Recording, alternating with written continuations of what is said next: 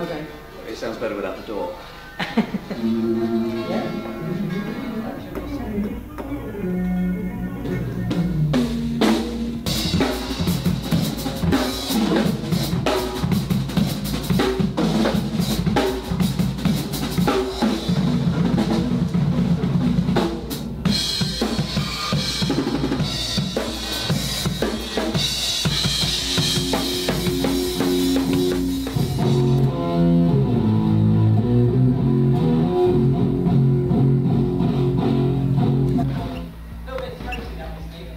Say again? A bit throaty, that one. I know. It's almost like. The other one sounds good now. Huh? The other one sounds better. When you took the bar back down, it sounds better. That's the clean channel.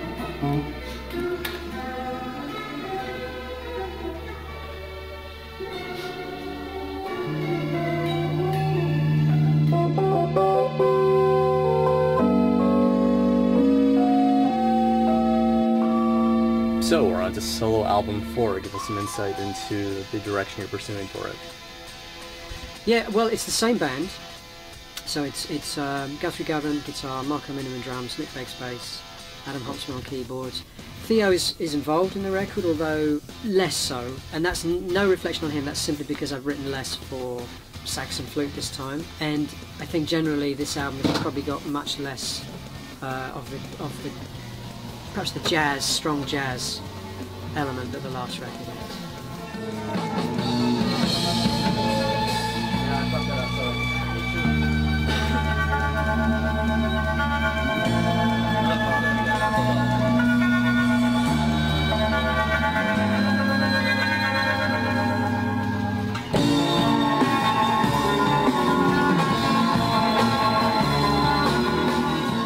In some ways it seems like the next step to me from The Raven, but whereas The Raven was fairly consistent in tone, because it had such a strong sort of concept, and also I kind of was very much into that idea of making an album that sounded like it almost could have been made in 1972, like a real vintage, old school progressive rock album, and I think we did that, and I'm really proud of the fact we did that and did it pretty well.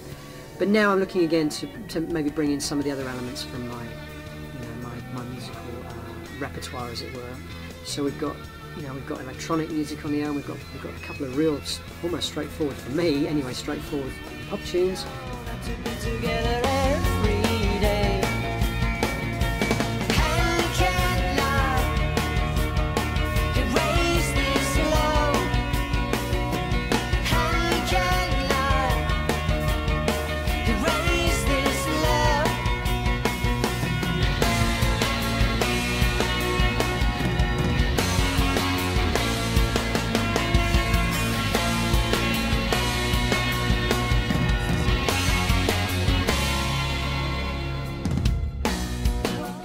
But we've also got 3 tracks that are long, more progressive influence tracks too. So in some ways it feels almost like a combination of all my solo work, and maybe all my work, overall is kind of all somehow represented in this album. Can't ignore the crawl of your decline.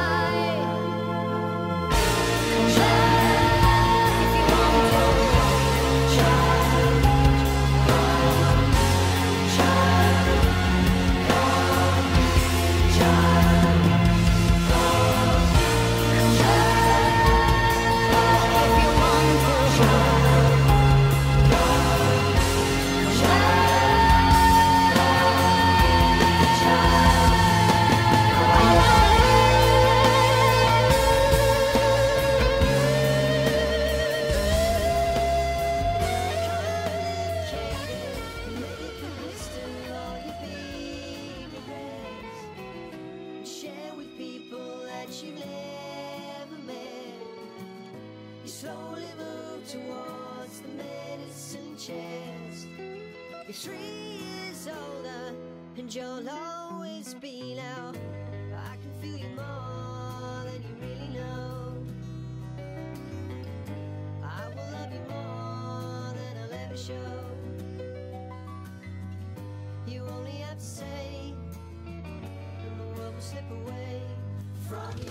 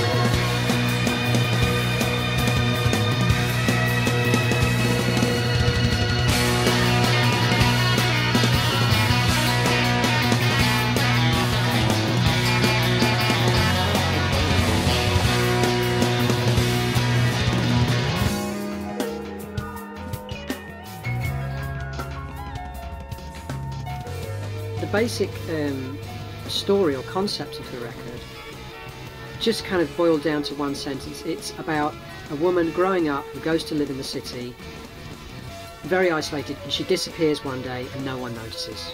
That's kind of like the basic, just in a nutshell, the concept of the album. There's a lot more to it than that. Sometimes we would head down to Blackbird's Moor to watch the barges on Grand Union in the twilight. She said, water has no memory. The seed for me was seeing this film about this woman who died in London. It's a documentary called Dreams of a Life, and it's a documentary about a woman called Joyce Carol Vincent who was found dead in her London apartment, and she'd been there for 3 years. Now, what's really interesting about this story, and if you see the documentary, it's fascinating, is that your initial reaction when you hear a story like that is, oh, a little older bag lady that no one notices, no one cares about.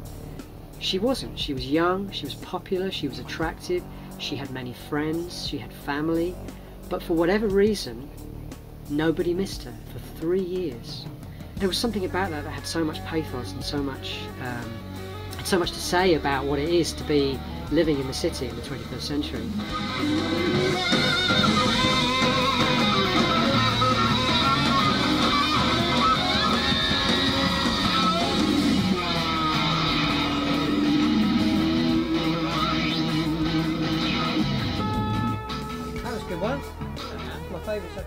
Now the album's also unique in that you have a strong female vocal presence on it. Yes. Tell me about that and who the singer is. The idea of the album is very much about a woman. It's written from the female perspective, and so for me it was important not only to write from the female perspective but to have a more feminine sort of like voice on the record. So there's a couple of songs where I'm effectively duetting with a fantastic singer called Ninette. Amazing voice, very easy to work with, very inspiring singer. So she is like providing the female voice on this record, and some of the tracks are written completely, in the first person from a female, the female voice. The song Routine, which I mentioned earlier, and also a song called Happy Returns, they are written in the first person. So I felt that it was only logical to bring not all of the songs. It's kind of like I sing a bit and then she sings a bit. And I'm very happy with it. I wonder what people will make of it. It sounds great to me.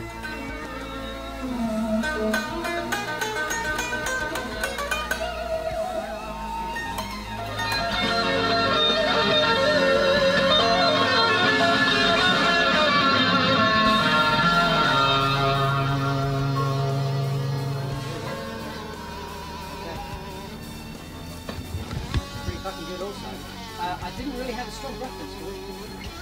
No, they both sound good. Do you want to come have a listen?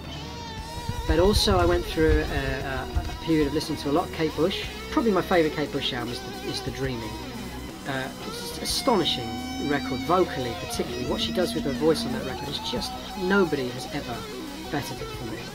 And there's one song on that record called All of the Love, and there's a beautiful moment where her voice breaks off and the voice of a boy chorister takes over and effectively sings the chorus. Choir boy sings the chorus. And I've always loved the sound of boy choristers. So we've actually got a 12-piece boy choir group coming in to sing, and that's exciting because that's something I've had a choir before, but I've never had that ethereal quality.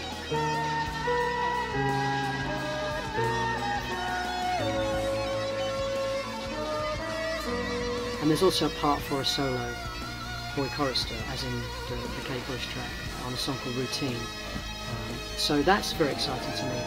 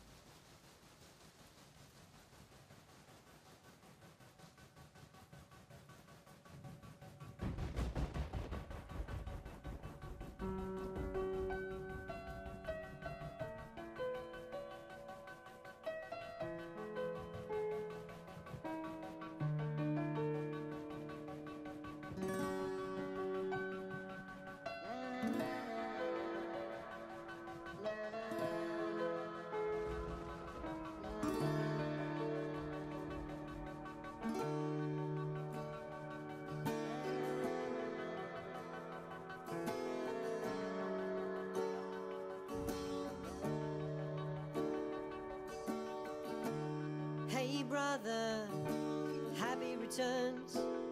It's been a while now, I bet she thought that I was dead. But I'm still here, nothing's changed, nothing's changed. Hey brother, I'd love to tell you I've been busy, but that would be a lie. 'Cause the truth is, the years just pass like trains. I wave but they don't slow down. They don't slow down.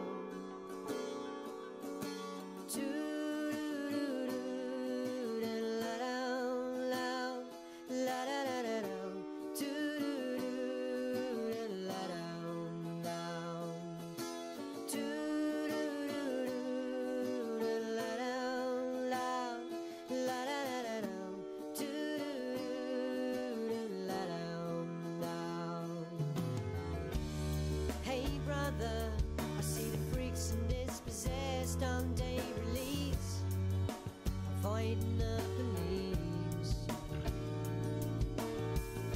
I feel I'm falling once again, but now there's no one left to catch me.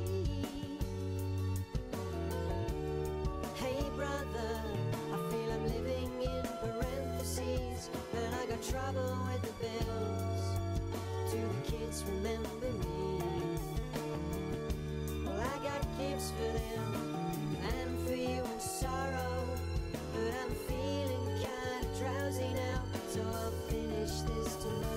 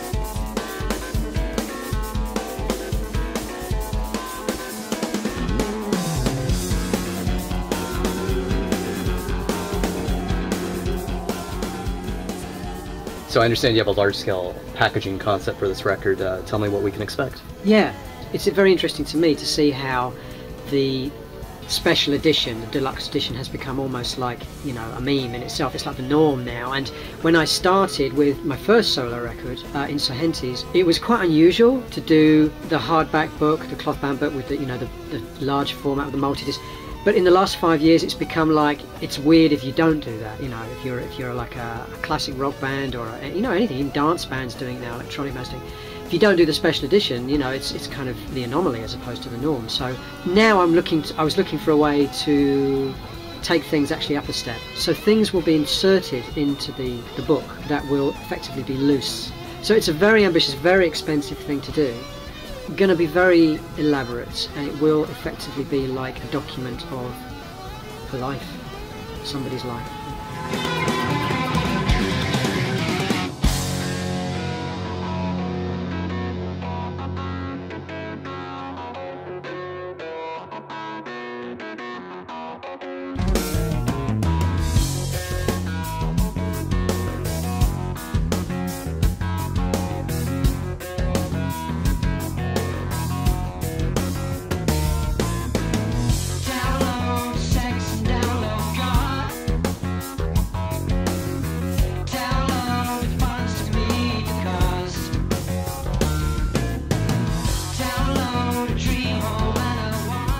Lasser is in control, is kind of taking note over the kind of whole side of the photography. Hi-O is doing some illustration, and then Carl Glover also is very key to this, because Carl is brilliant at basically being able to create you know, imitations of official documents.